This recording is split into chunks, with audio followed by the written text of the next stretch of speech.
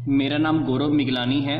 आज हम यूनिट 2.2 का पार्ट नंबर 3 देखने जा रहे हैं। हमारा जो चैप्टर चल रहा है वो है पार्टनरशिप ऑर्गेनाइजेशन। इस चैप्टर की पहली 2 वीडियोस बन चुकी हैं। अगर आपने वो वीडियोस नहीं देखी हैं तो वो वीडियोस देख लें। इस चैप्टर में हम क्या स्टडी करने जा रहे हैं? पहला टॉपिक है टाइप्स ऑफ पार्टनर्स। पार्टनर्स कितने टाइप के होते हैं। फिर दूसरा टॉपिक हम पढ़ने वाले हैं कि अगर हम माइनर को पार्टनर बना लेते हैं तो उससे फर्म में क्या होता है, मतलब माइनर की फर्म के अंदर क्या पोजीशन होती है। पोजीशन का मतलब है कि उसकी फर्म में जब वो फर्म में पार्टनर बनता है एक माइनर पर्सन, तो उसके फर्म में क्या राइट्स होते हैं, क्या रिस्पॉन्सिबिलिटीज होती हैं, और अगर वो माइनर की एज क्रॉस कर जाता है, मतलब 18 साल की उम्र क्रॉस कर जाता है, तो तब उसकी पोजीशन क्या होती है। तो ये दोनों टॉपिक हम इस चैप्टर में स्टडी करने वाले हैं। ये दोनों सिंपल से टॉपिक पढ़ने से पहले अब हम ये देख लेते हैं कि हमने पहली 2 वीडियोस के अंदर क्या पढ़ा है। सिर्फ 2 मिनट के अंदर हम पिछली 2 वीडियोस को रिकैप कर लेते हैं। पिछली 2 वीडियो के अंदर हमने क्या पढ़ा है कि पार्टनरशिप का मीनिंग क्या होता है, पार्टनरशिप की डेफिनेशन क्या है, पार्टनरशिप के फीचर्स क्या होते हैं। 2 प्रकार के फीचर्स हमने पढ़े हैं। स्टैच्यूरी फीचर्स मतलब जो कानून के हिसाब से, जो पार्टनरशिप एक्ट के हिसाब से जो जरूरी होने चाहिए। फिर कुछ जर्नल फीचर्स भी होते हैं। फिर हमने पार्टनरशिप की इवैल्यूएशन की। क्रिटिकल इवैल्यूएशन के अंदर हमने क्या पढ़ना है कि पार्टनरशिप की मेरिट्स क्या होती हैं, देन डीमेरिट्स क्या होती हैं, लिमिटेशंस क्या होती हैं। इसके बाद हमने ये देखा था कि पार्टनरशिप कितने टाइप्स की होती है।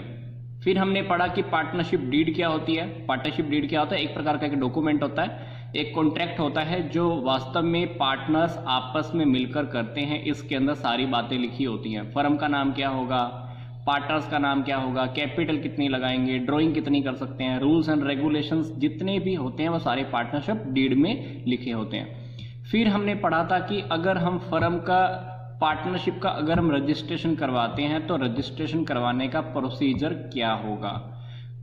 रजिस्ट्रेशन करवाने के बाद अगर हमको कुछ चेंज करना है तो फर्म के नाम में चेंज करना है, फर्म की पॉलिसी चेंज करनी है, फर्म का एड्रेस चेंज करना है, कोई भी चेंज करना है तो उस चेंज के लिए हमको क्या करना पड़ता है। फिर तीसरी बार हमने पढ़ी थी कि अगर हम रजिस्ट्रेशन नहीं करवाते हैं तो उसके क्या इफेक्ट आते हैं, और अगर हम रजिस्ट्रेशन करवा लेते हैं तो फिर पार्टनरशिप फर्म को कौन कौन से बेनिफिट मिलते हैं। ये सारे टॉपिक हमने वीडियो 1 और वीडियो 2 में देख चुके हैं। अभी जो वीडियो हम देखने जा रहे हैं इसमें सिंपल से 2 ही टॉपिक हमने पढ़ने हैं कि पार्टनर्स की टाइप क्या है, और फिर दूसरा टॉपिक पढ़ना है कि अगर हम एक माइनर को अगर हम पार्टनर बना देते हैं तो उसकी क्या पोजीशन फर्म में रहती है। टाइप्स ऑफ पार्टनर्स में हम 2 टाइप के पार्टनर्स पढ़ने वाले हैं। पहला है फुल फ्लेज्ड पार्टनर, और दूसरा जो हमको पढ़ने को मिलने वाला है वो है नॉट फुल फ्लेज्ड पार्टनर्स। इन दोनों में एक सिंपल सा डिफरेंस है, वो मैं आपको बता देता हूं। देखो, जो साझेदार, जो पार्टनर जिनका फर्म के साथ सीधा रिलेशनशिप होता है, वो पार्टनर फर्म में कैपिटल लगाते हैं, प्रॉफिट एंड लॉस में अपना हिस्सा भी लेते हैं, उनको हम बोलते हैं फुल फ्लेज्ड पार्टनर्स। ठीक है। फिर दूसरे प्रकार के जो पार्टनर्स हैं वो है नॉट फुल फ्लेज्ड पार्टनर्स। इनका क्या होता है कि फर्म के साथ ये जुड़े तो होते हैं परंतु इनका एक विशेष उद्देश्य होते हैं। इनके द्वारा जो फर्म के अंदर जो कैपिटल लगाना और प्रॉफिट एंड लॉस में हिस्सा लेना जरूरी नहीं होता है, इसलिए हम इनको बोलते हैं नॉट फुल फ्लेज्ड पार्टनर्स। अब इनका हम थोड़ा सा डिटेल में स्टडी कर लेते हैं, बहुत ही इजी टॉपिक है। फुल फ्लेज्ड पार्टनर्स को हिंदी में हम बोलते हैं पूर्ण साझेदार, मतलब पूरी तरह से साझेदार ये होते हैं, पूरी तरह से पार्टनर्स होते हैं। तो सबसे पहला है हमारे पास एक्टिव पार्टनर्स। एक्टिव पार्टनर्स कौन होते हैं? ये फर्म में कैपिटल लगाते हैं, प्रॉफिट एंड लॉस में अपना हिस्सा लेते हैं, इनकी जो लायबिलिटी होती है वो अनलिमिटेड लायबिलिटी होती है। यहाँ पर UL मैंने शॉर्टकट में लिखा है, मतलब अनलिमिटेड लायबिलिटी। ये फर्म के लिए एजेंट की तरह ही काम करते रहते हैं, मतलब अपने काम से दूसरे लोगों को बाध्य भी कर सकते हैं। मतलब अगर ये पार्टनर किसी से कॉन्ट्रैक्ट करते हैं तो उस कॉन्ट्रैक्ट का जो भी रिजल्ट रहेगा, अच्छा रहेगा या बुरा रहेगा, वो रिजल्ट सभी को, बाकी के पार्टनर्स को भी मानना पड़ता है। ये पार्टनर्स बिल्कुल एक्टिव रहते हैं, मतलब बिजनेस में जितने भी हमारे ऑपरेशंस होते हैं, जितने भी काम होते हैं, जितनी भी एक्टिविटीज होती हैं, सभी एक्टिविटीज के अंदर ये हिस्सा लेते रहते हैं। फिर दूसरे प्रकार के जो पार्टनर होते हैं वो उनको हम बोलते हैं स्लीपिंग पार्टनर्स। स्लीपिंग पार्टनर्स ऐसा लगा लो कि ये पार्टनर सोते रहते हैं। सोता रहने का मतलब है कि सीधी सी बात बोलूं तो ये पार्टनर्स भी रियलिटी में कैपिटल तो लगाते हैं, प्रॉफिट एंड लॉस में हिस्सा भी लेते हैं, अनलिमिटेड लायबिलिटीज भी होती हैं, पर ये पार्टनर्स एक्टिव नहीं होते हैं। फर्म के जितने भी काम होते हैं, संचालन होते हैं, उसमें एक्टिव रूप से हिस्सा नहीं लेते हैं। इन दोनों पार्टनर्स में एक छोटा सा डिफरेंस हुआ, ये एक्टिवली काम करते रहते हैं और ये एक्टिव होकर काम नहीं करते हैं। तीसरे प्रकार के पार्टनर्स हैं सीक्रेट पार्टनर्स। सीक्रेट पार्टनर्स के बारे में आम जनता को नहीं होता है, पता नहीं होता है, पर फिर भी ये पार्टनर्स कैपिटल लगाते हैं, प्रॉफिट एंड लॉस में हिस्सा लेते हैं, मैनेजमेंट में हिस्सा लेते हैं, अनलिमिटेड लायबिलिटीज होती हैं। बिल्कुल सिंपल सा टॉपिक है, मैं आपसे फिर से रिपीट कर रहा हूं। इन तीनों में सबसे कॉमन बात तो यही है कि कैपिटल लगाना है, प्रॉफिट एंड लॉस भी तीनों में हिस्सा लेते हैं, अनलिमिटेड लायबिलिटी भी तीनों की होती है। ये पार्टनर क्या एक्टिव काम करते रहते हैं, ये एक्टिव रूप से काम नहीं करते हैं। ये सब काम करते हैं पर आम जनता को नहीं पता होता है, क्योंकि ये सीक्रेट रूप से पार्टनर की तरह सारे काम करते रहते हैं। अब बात करते हैं हम नॉट फुल फ्लेज्ड पार्टनर्स, मतलब अपूर्ण साझेदार।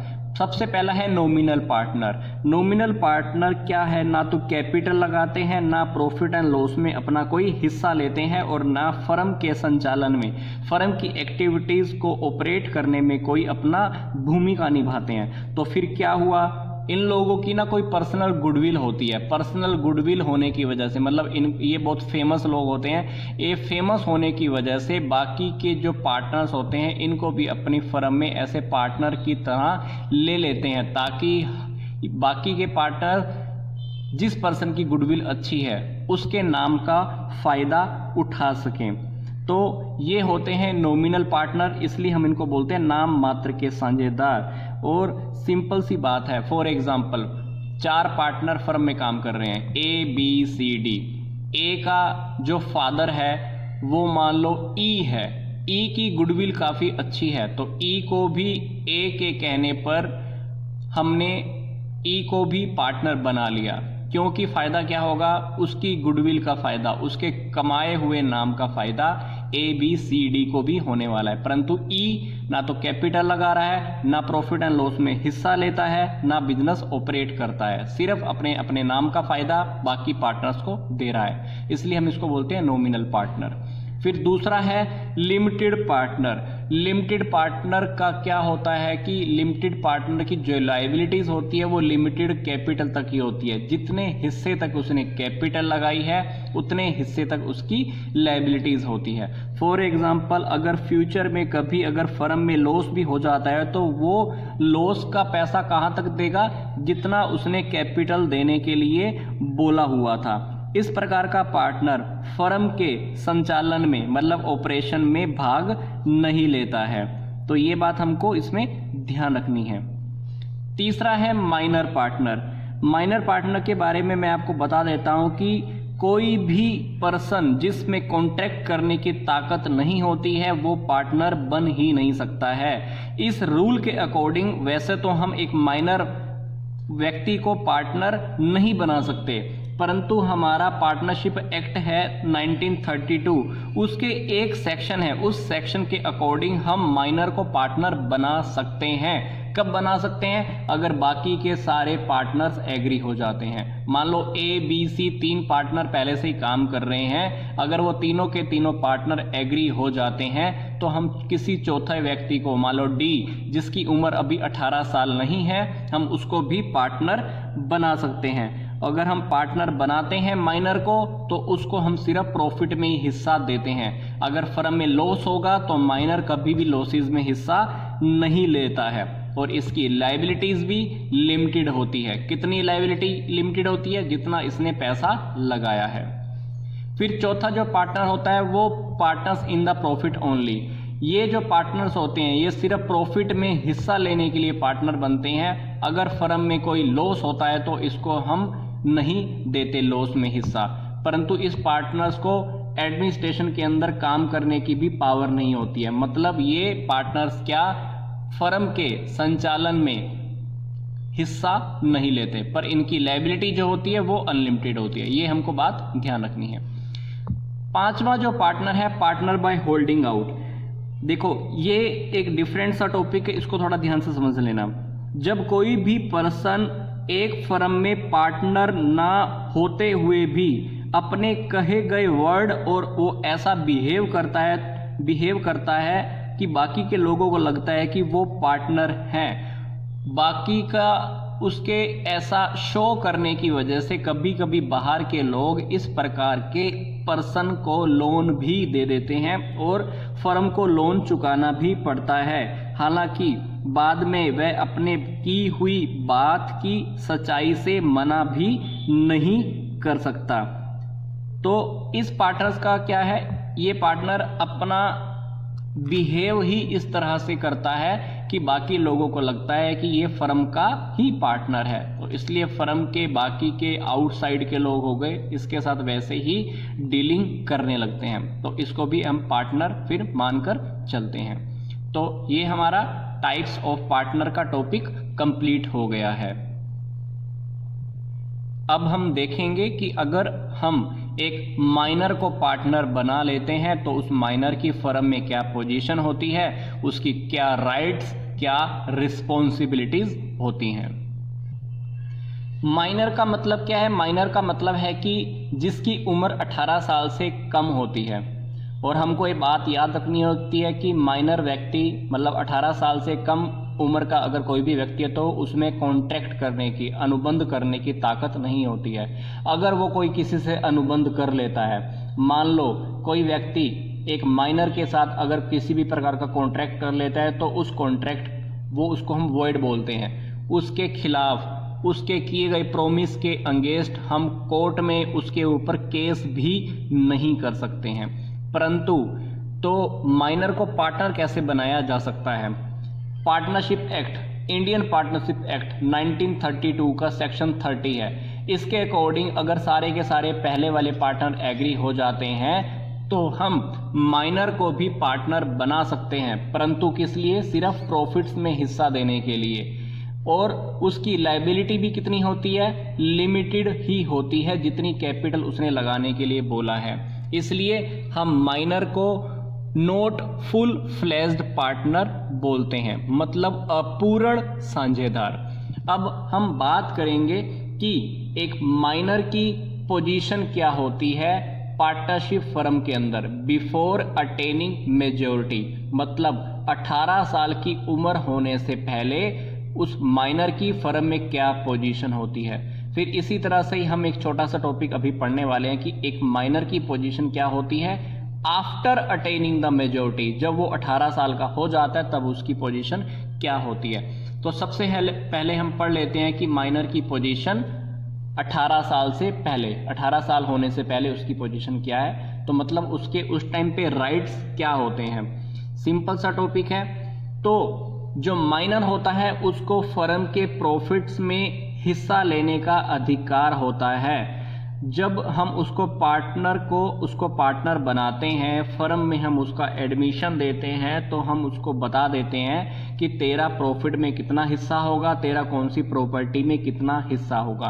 पर यह बात हमको ध्यान रखनी है कि माइनर कभी भी लॉसेस में हिस्सा नहीं लेगा। माइनर को हम लॉसेस में हिस्सा नहीं दे सकते, उसका लॉसेस के साथ, नुकसान के साथ कोई रिलेशन नहीं होता है।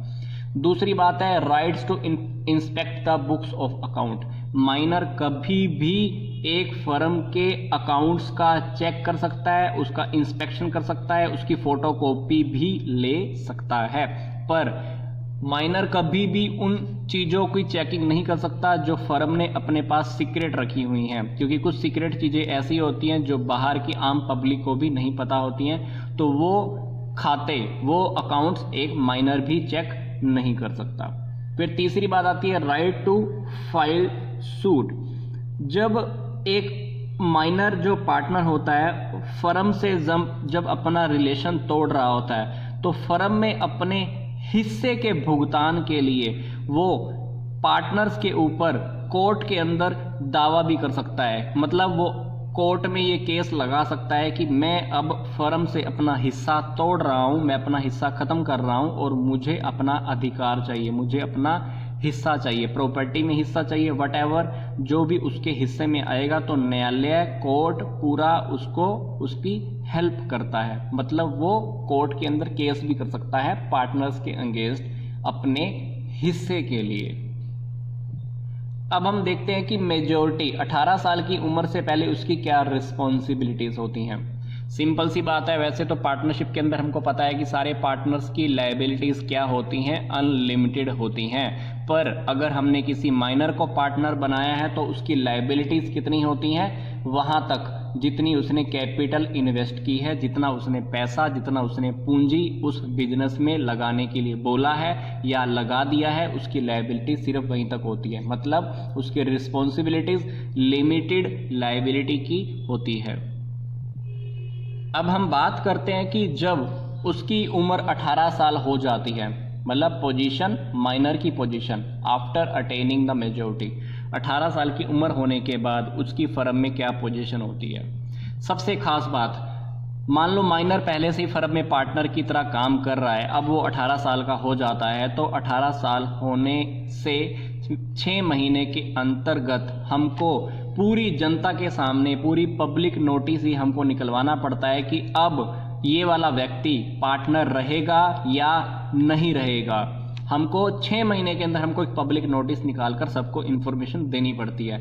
और अगर हम उसको नोटिस नहीं निकालते हैं, उस व्यक्ति की उम्र के बारे में नोटिस नहीं निकालते हैं, तो वो बाय डिफॉल्ट क्या माना जाएगा, फर्म का फुल फ्लेज्ड पार्टनर माना जाएगा। उसको हम पूरी तरह से फर्म का एक पार्टनर मानकर चलेंगे।